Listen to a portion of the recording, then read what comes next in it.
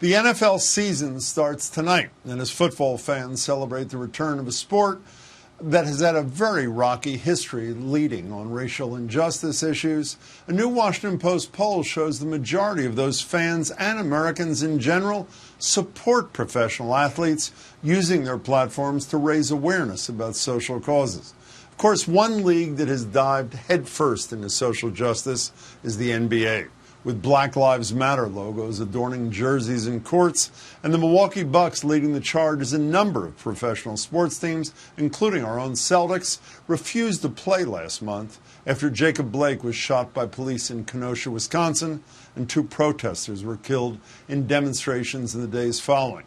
The collective action across sports leagues was unprecedented. But for Celtics center Enes Kanter, speaking out about these issues is nothing new.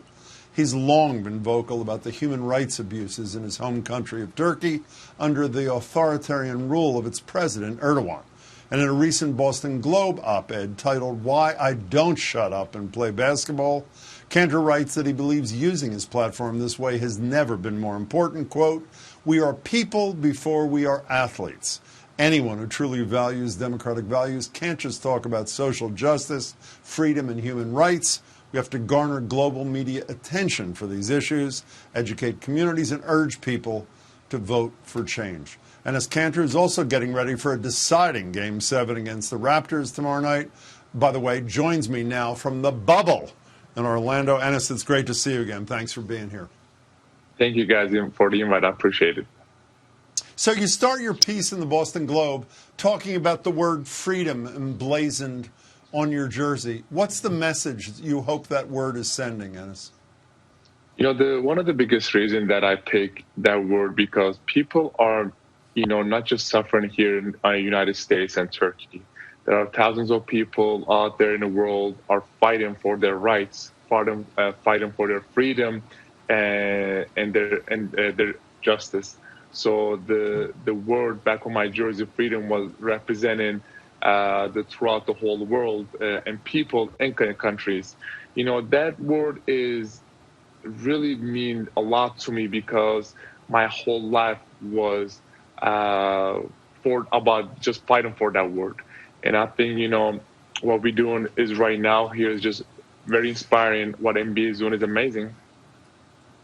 So do you read the comments on your story in the Boston Globe? Did you read the comments? I'll be honest, before I wrote that op-ed, it was right before the game. I was trying to rush it to finish it, So I sent it, posted out there. I read the comments, and most of them were supportive. But one of them was, "Shut up and play basketball." What do you say to that person or people like that person?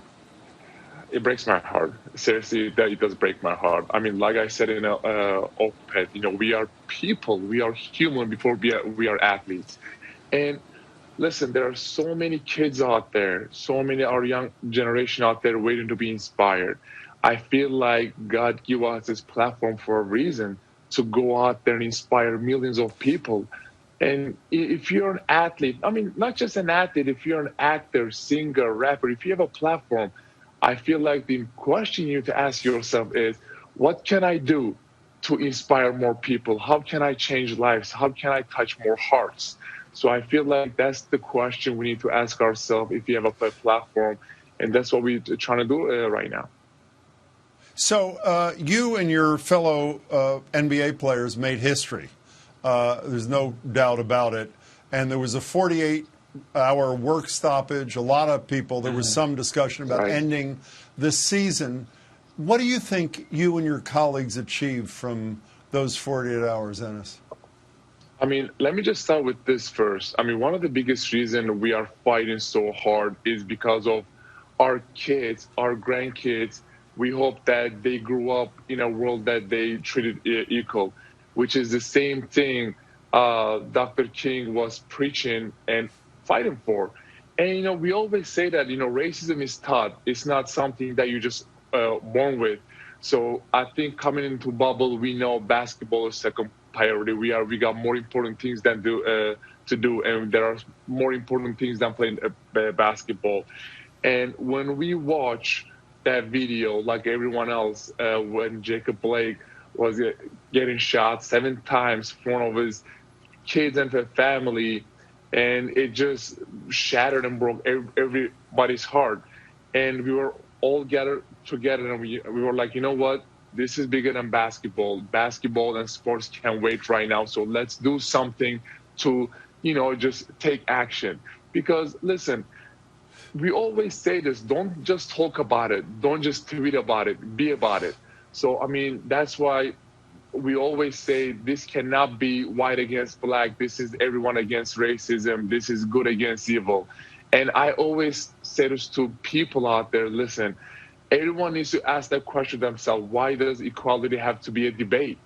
So that's why when 48 hours that we did not play basketball, we came together and we talked about what can we do to change this, because we have a platform and power to change it.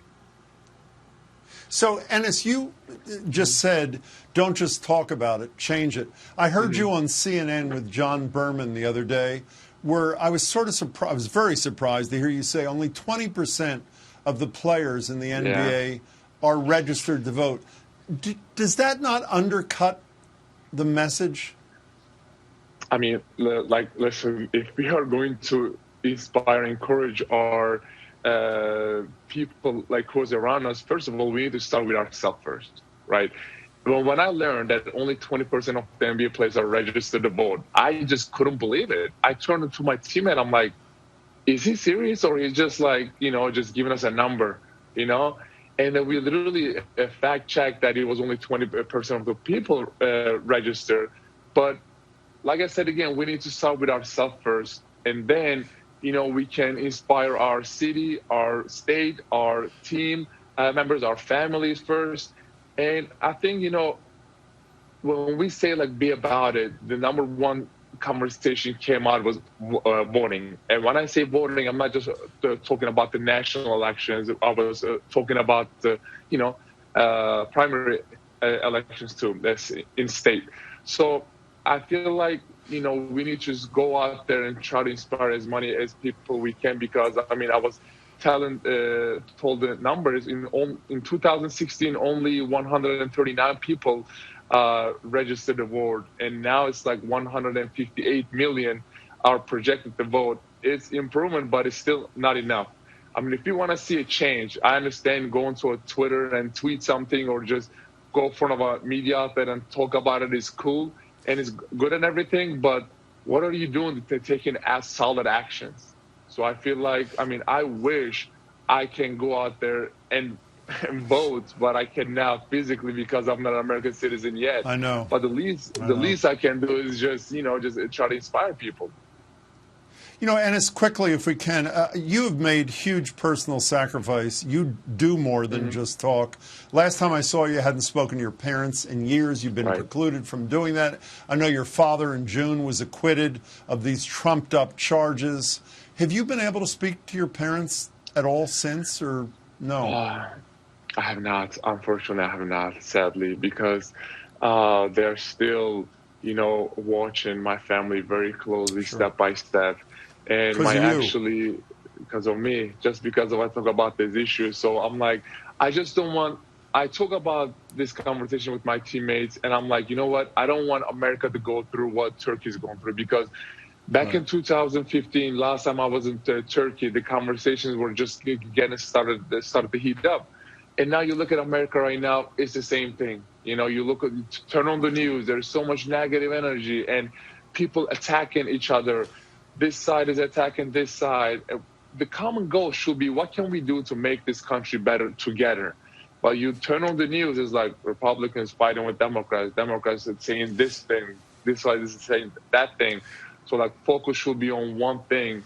What can we do? Because we only live in this country. So it shouldn't be a fight. It should be, what can we do? Enes, we have 15 seconds. How's life in the bubble? Hey, it's going to be better when we win the game tomorrow against the Toronto Raptors, So, we are really focusing on us. We believe in ourselves. We can do it. We're capable of doing even more now. So we just have to go out there and play our basketball. We believe in you, too. Celtics in 7, and good luck with your human rights work. You're doing great stuff. Sir. Enes Kanter, thanks so much. I appreciate it. Thank you, guys. Appreciate it.